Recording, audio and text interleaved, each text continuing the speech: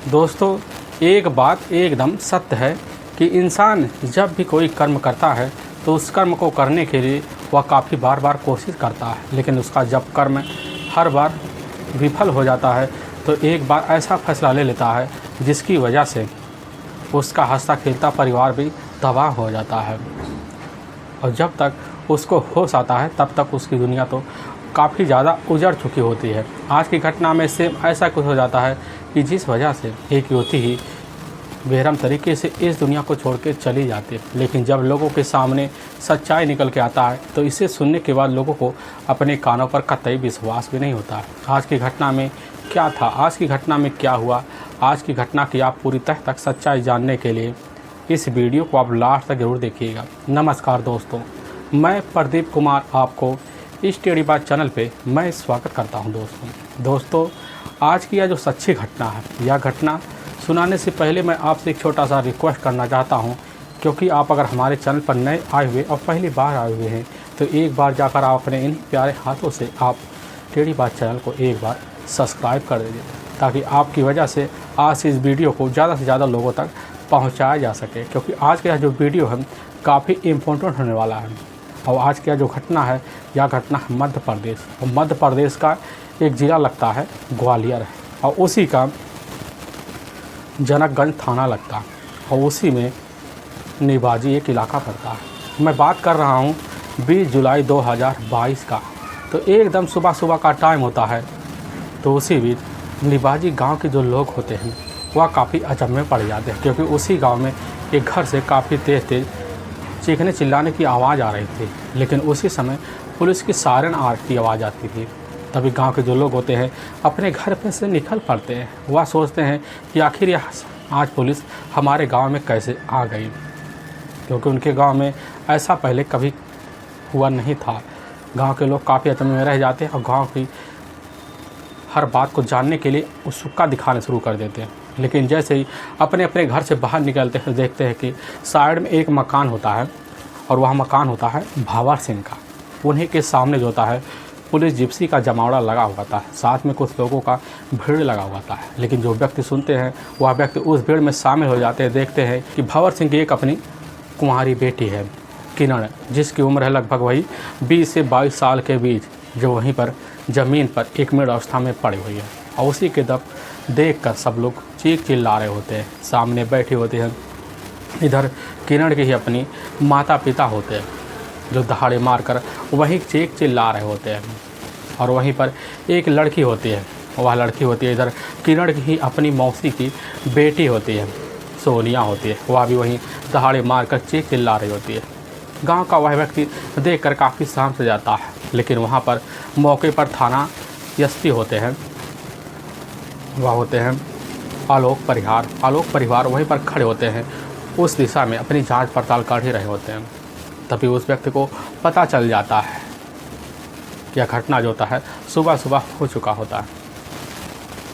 असल में इधर जब आलोक परिहार को अपने थाने में गांव के व्यक्ति द्वारा इस चीज़ की खबर मिलती है तो उसी समय घटनास्थल पर पहुंच जाते हैं। और पहुंचते ही उनको पता चल जाता है कि यहाँ पर किरण की ही तो मौत हो चुकी है।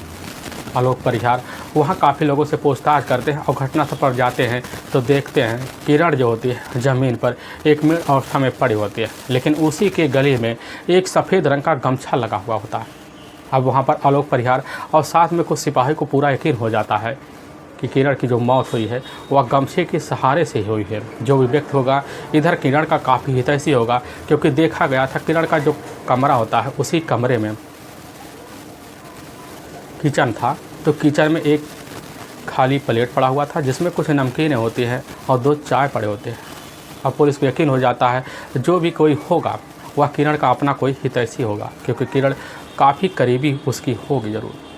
अब वहाँ पर आलोक परिवार जो होते हैं जब इस दिशा में जांच पड़ताल करते हैं तो वहाँ खड़े जितने भी लोग होते हैं सभी लोगों से पूछताछ शुरू कर देते हैं।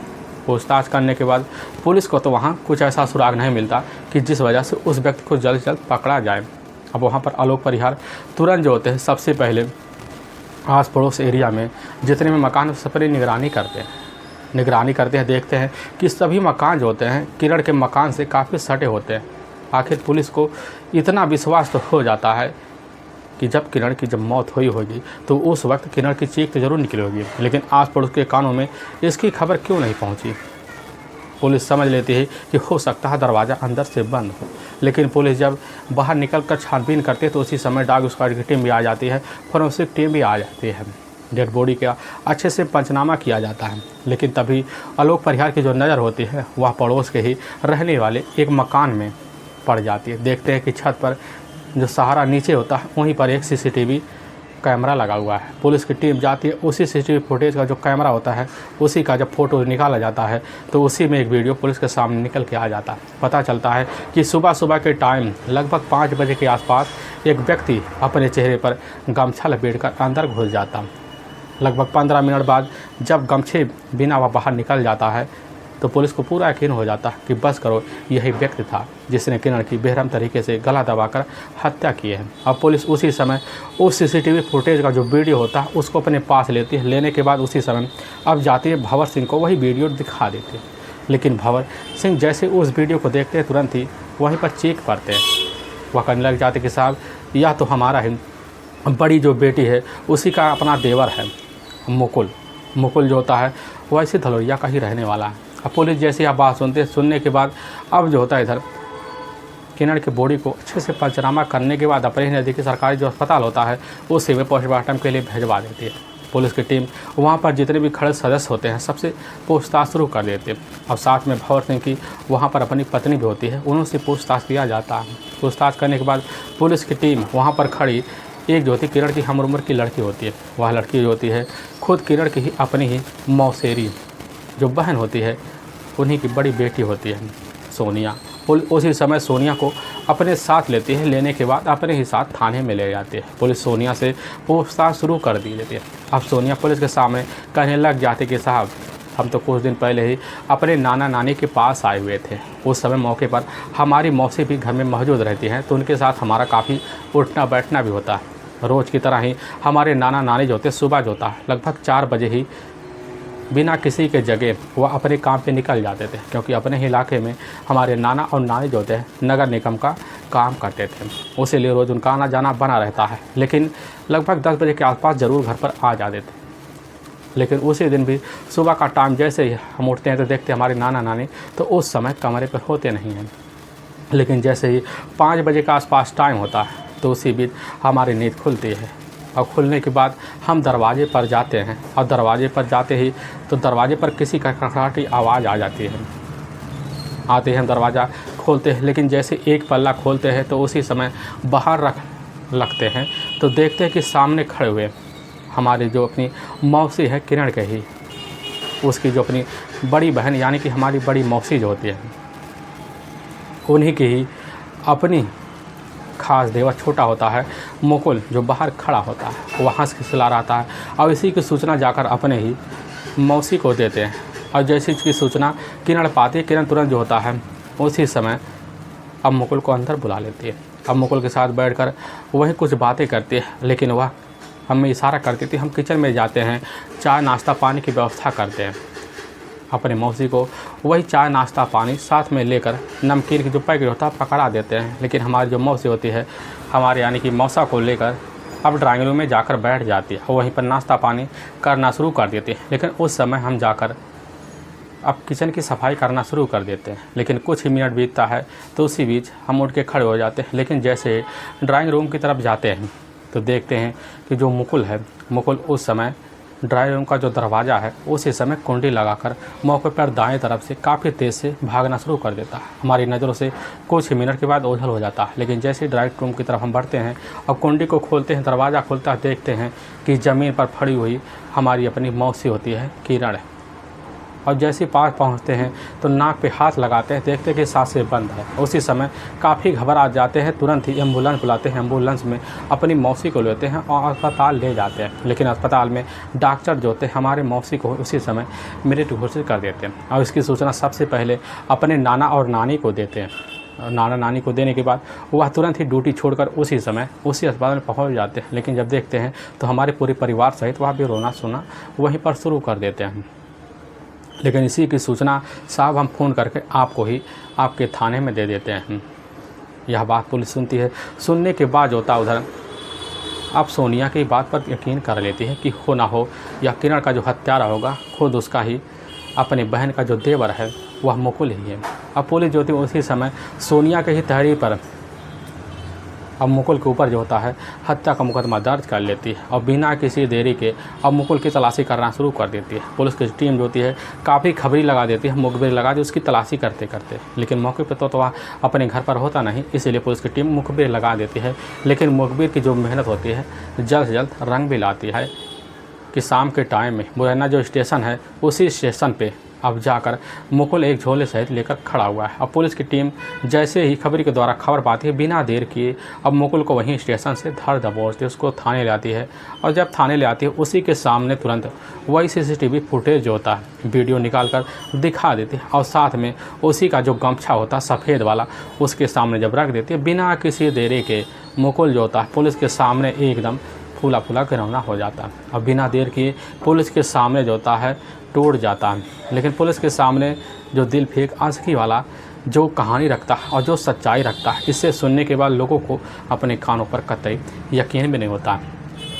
असल में किरण के जो अपने पिता होते हैं वह पिता कोई और नहीं होते हैं, वह होते हैं भंवर सिंह। भंवर सिंह के टोटल 2 बेटियां ही होती हैं, जिसमें बड़ी बेटी होती है। लेकिन जब बड़ी बेटी अपनी ही शादी की दहलीज पर पहुंचती होती इस समय अब जो होते हैं भंवर सिंह अपनी बड़ी बेटी की जो शादी होती है वह जाकर अपने ही कुछ दूर एक इलाका होता है उसी में कर देते हैं। लेकिन इधर जो होती है किरण जैसे ही अपनी कॉलेज की पढ़ाई कर लेती, करने के बाद अपने घर के रिश्ते में उलझ भी जाती है। लेकिन किरण का जो होता है अपनी बड़ी बहन के ही ससुराल में काफ़ी आना जाना होता है। लेकिन किरण जब अपने बहन के ससुराल में जाती तो उधर जो होता है उसकी बहन का अपना ही एक देवर होता है। वह देवर होता है मुकुल, जो काफ़ी हट्टा कट्टा भी होता है और पढ़ा लिखा भी होता है। लेकिन मुकुल का जो होता है इधर साली होने के नाते किरण से काफ़ी हंसी मजाक भी होता रहता था। मुकुल के ही हम उम्र की होती है किरण, इसी वजह से आमना सामना बराबर होता रहता था। लेकिन मुकुल के मन में किरण की खूबसूरती जो थी पूरी तरह से भा जाती है, उससे बातें करने के लिए हर दिन ललायत रहता था। लेकिन किरण इधर जो होती है अपने घर चली आती है तो मुकुल जो होता है मौका निकाल कर किसी ना किसी तरह किरण के घर आ जाता, और लेकिन जब आता तो उससे मिलने के लिए कोई ना कोई बहाना खोजते रहता था। लेकिन किरण जो होती है इधर मुकुल से जीजा का रिश्ता समझकर हंसी मजाक भी करती और काफ़ी हद के पार भी कर सकती और कर देती थी, और जिससे वजह से हंसी मजाक और बढ़ जाते थे। हंसी मजाक का जो सिलसिला होता है बेधड़क चलना शुरू हो जाता है। मुकुल जो होता है अब मन में मन इस तरह जाकर अब किरण को बसा लेता है कि उसको पाने के लिए किसी भी हद तक गुजरने के लिए तैयार रहता है। लेकिन जब भी मुकुल अपने घर से निकलता तो बाज़ार में जाता, काफ़ी महंगे में गिफ्ट लेता और वह भी किरण के लिए, और किरण के पास पहुंचता वही गिफ्ट किरण जब देखती तो काफ़ी खुश हो जाती है। किरण भी समझने लग जाती है कि चलो हमारा मुकुल तो काफ़ी ज़्यादा ख्याल भी रखता है, क्योंकि हमारे घर में हमारे अपने माता पिता तो है नहीं, अपना कोई ना जीजा ही खास बन गया। और इस तरह कि किरण जो होती है अब मुकुल को अपने साथ ऐसी बना भी लेती है, और इसीलिए अब मुकुल का जो मन होता है किरण के ऊपर काफ़ी ज़्यादा फोकस हो जाता है और किरण से मिलने के लिए हर बार बेकरार भी रहता है और मौके की तलाश में बैठा रहता है। तभी एक दिन दोपहर के टाइम पहुंचता है किरण के घर, तो देखती है किरण कि उस समय काफ़ी सर संवर जो होती है, और सर संवर कर देख कर इधर मुकुल जो होता है काफ़ी दीवाना हो जाता है, उससे बातें करता है। लेकिन खिसखिलाकर जब बातें कर देता है किरण कहीं लग जाती है कि आज हम अपने सहेली के यहाँ बर्थडे पार्टी में जा रहे हैं। यह बात सुनता है मुकुल तुरंत ही कहने लग जाता है कि चलो हम तुम्हें अपने सहेली के यहाँ, चलो हम तुम्हें तुम्हारे सहेली के पास छोड़ दें। किरण कहती ठीक है, और उसी समय जो होता है इधर मुकुल किरण को अपने बाइक पर बैठाता, बैठाने के बाद उसकी सहेली के रास्ते वाले जो रोड होता है उसी पे चलना शुरू कर देता है। लेकिन इतनी हंसी खिलाकर इधर जो होता है मुकुल किरण से बात करता है कि उसकी बातों में उलझ जाती है, और उलझते हुए बातों में किरण जो होती है उसी समय मुकुल को अपना मोबाइल नंबर दे देती है। अब जब ले लेता है तो मुकुल जो होता है अब किरण से हाय दिन मोबाइल के थ्रू बात करना शुरू कर देता। किरण भी जैसे मौका पाती तो मोबाइल के थ्रू बात करना शुरू कर देती। अब दोनों इस तरह प्रेम प्रसंग जो होते हैं चलाना शुरू कर देते हैं कि दोनों का घुटना फुटना बैठ जाता है, और घूमने फिरने की जो वजह होता है इनका एक दिन चलकर शादी के रिश्ते में बदलने वाला हो जाता है। मुकुल भी सोच लेता है कि अब हम शादी करेंगे तो सिर्फ किरण से करेंगे, इससे अच्छी लड़की हमें नहीं मिल सकती। इधर किरण का भी मन होता है कि अगर शादी होगी तो वह होगा सिर्फ कि जाकर, अगर हमारी शादी होगी तो वह सिर्फ होगा मुकुल से ही। और इसीलिए किरण भी अपने मन में जो देखा जाए तो एक घर निवास पति जो होता है इधर मुकुल को मान चुके थे। मुकुल अब काफ़ी ज़्यादा ध्यान जो होता है इधर किरण का देना शुरू कर देता। तब एक दिन दोपहर के टाइम में जो होता है इधर मुकुल अपनी भाभी के पास जाता है और उसकी जो अपनी भाभी होती हैं वह भाभी किरण की बड़ी बहन ही होती हैं और उन्हीं के पास जाकर तुरंत ही कहने लग जाता है कि भाभी हम तुम्हारी बहन किरण से काफ़ी ज़्यादा प्यार करते हैं और उसी से शादी करना चाहते हैं। लेकिन इधर अब मुकुल की जो भाभी होती है जैसी बात सुनती एक तो होता भन्ना जाती है, भन्नाते ही काफ़ी डांट डपारती है, कहने लग जाती है कि एक तो तुम कमाते धमाते कुछ नहीं हो, सिर्फ मौज मस्ती करते हो और साथ में हमारी बहन के ऊपर नज़र डालने की तुम्हारी हिम्मत कैसे हुई और शादी की भी बात कर रहे हो। यह बात सुनता उधर मुकुल काफ़ी सन्न सा रह जाता है कि भाभी किस तरह की बात हमसे कह रही हैं। लेकिन बात को आगे बढ़ाने की वजह तुरंत ही पीछे हट जाता, समझ लेता है कहीं आगे बात बढ़ेगी तो हमारी भाभी हमारे ऊपर ही टूट पड़ेंगे। और उसी समय किरण की जो बड़ी बहन होती है अपने पिता के पास फ़ोन कर देती है। जब फ़ोन कर देती है तो उसी समय उसके जो अपने माता पिता होते हैं अब किरण के ऊपर दबाव लगा देते हैं, जिसकी वजह से किरण का घर से निकलना काफ़ी ज़्यादा मुश्किल हो जाता है। लेकिन मुकुल जो होता है एक रात बिना बात किए किरण से नहीं रह पाता। कुछ दिन तो शांत रहता है लेकिन दोबारा बात करना शुरू कर देता है। जब बात करने लगता है तो मौका निकाल कर सुबह लगभग 4 बजे के आसपास मिलने के लिए किरण के पास पहुंच जाता है। उससे बातें कर अपने घर वापस चला जाता है। अब किरण और साथ में मुकुल का यह रोज़ का सिलसिला हो जाता है। लेकिन वक्त तो निकलने लग जाता है। लेकिन तभी 20 जुलाई 2022 का अब सुबह का लगभग वही 4 बजे का आसपास टाइम होता है। उसी बीच किरण के जो अपने माता पिता होते हैं उसके अपने माता पिता जो होते हैं वह मौके पर ड्यूटी के लिए निकल जाते हैं। लेकिन किरण के साथ उसके ही घर में अपनी ही भतीजी होती है, वह होती है सोनिया। अब सोनिया उसी घर में होती है, मौके पर किरण के साथ बैठी हुई थी। लेकिन जैसे ही दरवाज़ा कोई बजाता है तो उसी समय जाकर सोनिया दरवाज़ा खोल देती। पता चलता है कि वह तो हमारे मौसा है, यानी कि बड़े मौसे की भाई हैं। मुकुल को वो हमने देखी तुरंत जाकर किरण को बता देती। और किरण जैसे ही पता पाती तुरंत ही मुकुल को अपने घर के अंदर दाखिल करवा लेती है। और घर के अंदर दाखिल होने के बाद मुकुल जो होता किरण से बातें करना शुरू कर देता और ड्राइंग रूम में बैठ के बातें करता। इधर जो होती है सोनिया किचन में जाकर कुछ काम कर रही होती है। लेकिन उसी बीच अब मुकुल जो होता है किरण के सामने तुरंत ही संबंध का इजहार कर देता है। लेकिन संबंध की बात सुनते ही किरण एकदम भन्ना आ जाती, कहने लग जाती है कि यह सब शादी से पहले नहीं हो सकता। लेकिन मुकुल वहीं कह लेता है कि शादी के बाद यह तो सब होना है और तुम हमारी ही पत्नी बन के रहोगे, अब इससे पहले क्यों ना हो जाए। लेकिन किरण जैसे ये बात सुनती है एकदम हताश सी हो जाती है, चक्का बचक्का हो जाती, कहने लग जाती है कि अब तुम तुम्हारे साथ शादी करेंगे नहीं, तुम तो बेमतलब आदमी निकल गए। और यह बात जैसे ही अब किरण मुकुल के सामने कह देती है तुरंत ही मुकुल एकदम सन्न सा रह जाता है। उसी समय काफ़ी चीज़ जो था संबंध का करना शुरू कर देता है। और जब संबंध का शुरू कर देता है तो इधर जो होती किरण काफ़ी ज़्यादा रूप दिखाना शुरू कर देते हैं, जिसकी वजह से इधर अब मुकुल काफ़ी ज़्यादा हताश हो समझ लेता है किरण हमारे साथ रिश्ता रखने के लिए तैयार नहीं है और वहीं पर उसके साथ जोर ज़बरदस्ती करना शुरू कर देता है। लेकिन इधर जो होती किरण अपने इज्जत बचाने के लिए काफ़ी होश हवास में लड़ना झपड़ना शुरू कर देती है। और लड़ते लड़ते इधर जो होता है मुकुल का जो अपना हाथ गमछे में पहुंचा लेता है और गमछा अपना निकालता है। निकालने के बाद किरण के गले में लगा देता है, वहीं ज़ोर से खींच लेता है। उसे कहने लग जाता है कि उसी समय तुम शादी करोगे, सिर्फ हमसे करोगे और किसी से शादी नहीं करोगे। लेकिन हर बार किरण के जुआ पर ना ना शब्द होता है और ना ना कहते हुए उसी समय अब जो होता है मुकुल गमछा काफ़ी ज़ोर से खींच लेता है, जिसकी वजह से किरण वही हमेशा हमेशा के लिए मौत की नींद में सो जाती है और ज़मीन पर गिर जाती है। और यह सब नज़ारा मुकुल देखता तो एकदम सन्न सा रह जाता है और बिना देर किए उसी समय ड्राइंग रूम का जो दरवाज़ा होता है बाहर से बंद कर देता है। कुंडी लगाते हुए अब दाएं तरफ भागना शुरू कर देता है। लेकिन भागते हुए जो नज़र होता है वहाँ जाकर सोनिया का पड़ जाता है और सोनिया सारी बात की जानकारी तुरंत ही पूरे इलाकों को देती, चिल्ला चिल्ला कर, यहाँ तक कि पुलिस थाने में कंप्लेन भी कर देते।